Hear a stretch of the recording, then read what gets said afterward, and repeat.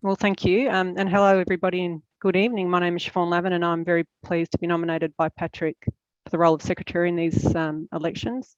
I'm the third generation from my family to be a member of the Celtic Club. My grandfather and father, both named Sean and born and raised in Dublin, joined the club many decades ago as a safe meeting place for those who shared a love of Ireland, her history and traditions. And I'm here this evening because I share in that love of my Irish Australian heritage, and I want our club to continue to be a safe and inviting meeting place to our members in our community. To give you a bit more about background about me, I grew up in Portland, a beautiful little town in the southwest of Victoria, in a large Irish Australian family and community. I grew up in my parents' business, which was in hospitality, including close to 25 years owning and managing pubs, and in which I lived and worked in over that time. I think this gives me a good understanding on what makes a successful pub, having watched my parents and family work hard together to make a fruitful living from it. In regards to my personal background with the Celtic Club, I was on the committee 10 years ago and I thoroughly enjoyed it. I was with a great team, highly respectful and dedicated, and worked hard for the success of the club and when it was facing some challenges in its operations. And I was also for a short time in a subcommittee. I was asked to join a subcommittee, and I conducted some business analysis on the club's operations. So combined with my, I think with my family background in pubs and experience on the club's committee, I have good insight into the club's operations and what's required of me on the committee. With regards to my professional background and what skills I could bring to the club, I've worked 20 years in private wealth management and funds management, including roles in leadership and various analytical roles. I began my financial career in JB and that included co-managing large operational changes that came about from Goldman Sachs' sale of JB private wealth management business to National Australia Bank. It's during my time at JB that I interacted with several investment committees of charity and other non-profit organisations and gained an insight in how investment committees operate and succeed, and practices that I would like to see here in our club with regards to managing our funds. For the last 10 years, I've worked in funds management at Vanguard Investments, in leadership, but predominantly as an analyst in investment risk. And this role is about identifying and understanding different sources of risk in investments and portfolios and how different investments contribute to building wealth.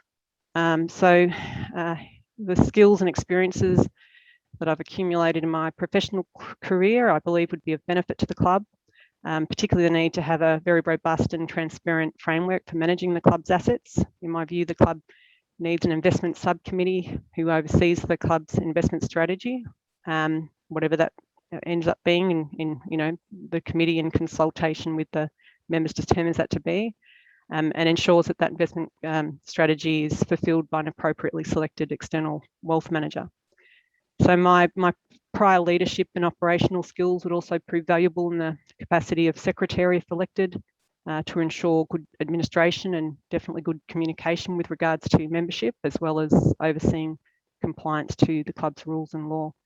In my personal time, I'm a mother to two beautiful young kids. I'm a member of Scouts Association. I'm an assistant cub leader, a member of the Astronomical Society of Victoria, and recently joined Archery Australia. And so I like a little bit of variety in my life, and I'd love to see the club host a variety of activities for young families. In particular, get our kids connected to the many wonderful groups in our community, be it the Gaelic language, Irish dancing, sport, music, and special to my heart, I'd love to see our kids connect to our older members, who I feel are the wonderful storytellers of our traditions and heritage.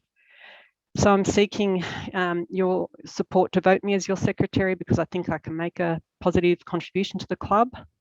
Patrick's undertaken the first stage in leading the club through what I feel is a desperately needed change, and he's demonstrated his advocacy for transparency, great communication, inclusiveness, and overall just good governance. So, and now Patrick's set out to you the next stage for our club success, which is getting people with the specific skill sets and relationships in the community onto our committee. And Patrick's identified these in his 8 nominees, and we share in Pat's vision, and we'll work together to deliver to our members a safe and inclusive meeting place. I feel that, one that hopefully showcases the vibrancy of our culture, and one that the broader Irish Australian community recognise and can be proud of. And importantly, we need to set up a successful club to pass on to the next generation to continue the legacy. So I think Thank you, Siobhan. Good evening, everyone. I'm actually going to do my presentation a little bit differently and do it more as a chat, so you can get to know me as an individual. You'll be able to see from the material that we're circulating what my passions are and what my skills, and I'll talk about those just a little bit. But I want you to get to know me as a person so that you can make a determination whether I'm the appropriate person to represent you in the committee, and to be sure that you know that I'll be listening to what you want as a terrific membership. So I suppose the first question a lot of people will be asking is why? What is your interest, and why are you offering your skills to the club? Well, there comes, I think, a certain time in your career where you suddenly realise that all of the goals that you had set out for yourself have been achieved. Promotion after promotion that you aim for, tertiary qualifications, and all of a sudden you get to a particular age and I mean, this certainly happened to me. I thought, oh my goodness, I've got, and I'm not bragging, I've got 9 tertiary qualifications. I've done everything I wanted to do in the public service and as a court registrar, and now in my own firm that specialises in privacy and freedom of information law. And you suddenly think, well, hang on, I've done this, but what can I actually put back? And I have been looking around for some time to look for something that I can put my skills to, that I think will actually make a contribution and will improve for others. I've even looked at different things interstate and overseas. I was thinking of going overseas. And it suddenly dawned on me that really the answer was right there near me. And it's something I'm of the view that I carry every day. And until recently, until the death of my mother, I hadn't really thought about the impact of being Irish. It was always with me. It's something that we constantly talked about. My mum was brought up by her grandfather, who was born in 1876. So that's kind of my direct history with our Irishness.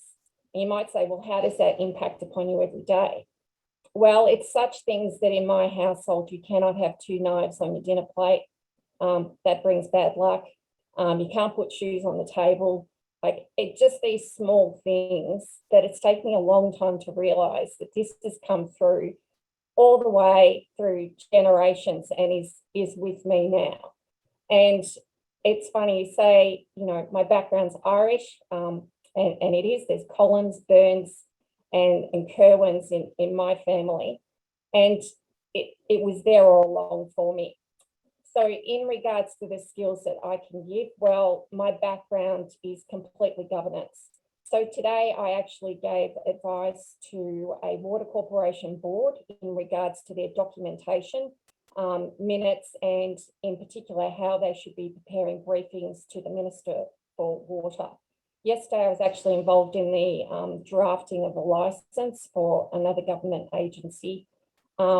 Because I deal with freedom of information, I would love to tell you about the documents that I see every day, but I do actually deal with the most secret documents in Victoria, read them, and are responsible for making a decision on behalf of ministers and government agencies as to whether that material is suitable to be released.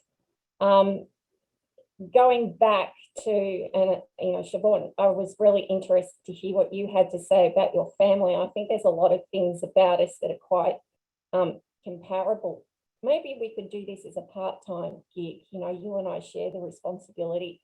My family has also worked in pubs, so in particular the Flowerdale Hotel.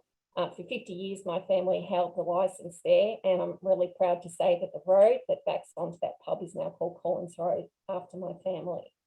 From them, my great-grandmother, my dedication to work and spirit, and a tough lady, I must say. From my great uncle, my sense of humour and ability to tease all the kids in the family really well, particularly at Christmas. And as I said, it's something in recent times that I've really appreciated where I've come from and where I am today. That being said, the happy times in for our family, they of course always existed, times of celebration. But also most amazing stories. I'll just interpose there. Sure. And say, Marita, there's just another minute, please, and then we'll get to some questions. Sure. So what I wanted to say is, of course, I believe in celebration and community, and I think that that's what the club's all about. But I think we need to reflect on things that bring us together as well. So for my family, we have a big laugh about an uncle of mine who got very drunk one night, and unfortunately there was shooting in Dublin. He got home, but safe, he thought, but woke up the next morning in a pool of blood and had been shot. But because he was so drunk, he hadn't realised. Our family laughs about how drunk he was. But I think the important part of that story, and what we should bring and make sure that current people also know, is the history of Ireland and what our ancestors and those of us have actually been through and lived through. And I think that that's an important thing that we should make sure that, those members and, of course, members coming in are aware of, that it's not just fun and games. There is an extraordinary strength amongst us. Thank you, Marita.